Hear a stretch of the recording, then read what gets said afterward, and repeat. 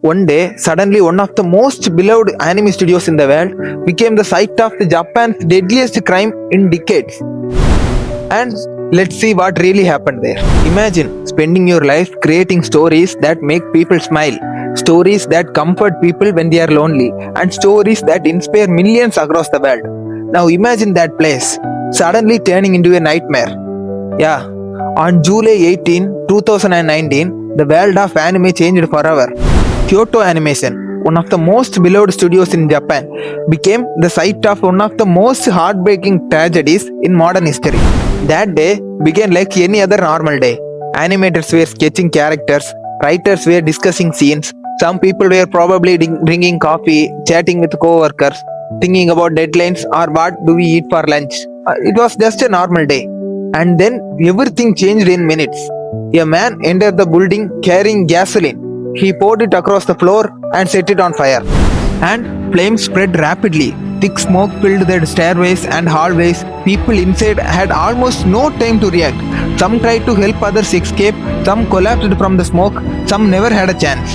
36 people lost their lives that day.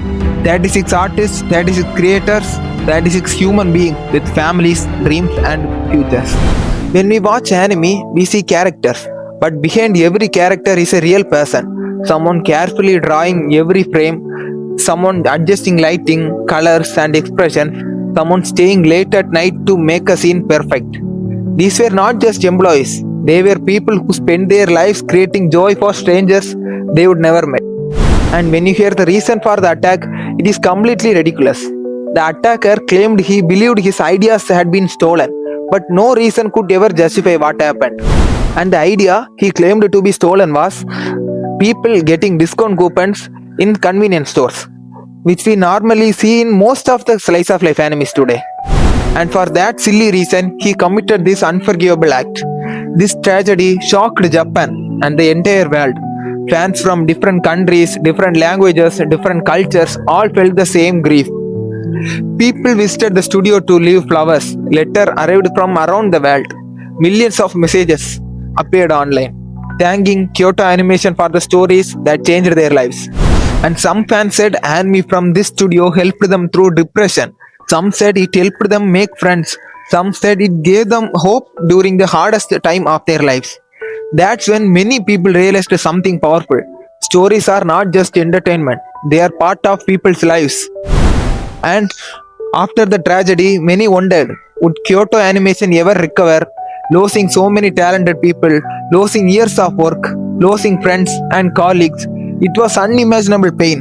But slowly, carefully, the studio began to move forward. Not because they forgot what happened, but because they wanted to honor those they lost. Continuing to create became a way of remembering. And after a year, they released the Violet Evergarden movie, which was highly successful. There's something deeply human about that. Even after experiencing darkness, people still chose to create light. The Kyoto Animation tragedy is not just a story about loss, it's a story about the value of creativity and the fragility of life, and the incredible way human beings can come together in grief and compassion. So the next time you watch an anime and you see a beautiful scene or the character that makes you feel something real, remember, behind that moment was a real person with a pencil, a dream and a heart full of stories. Signing off, Saber.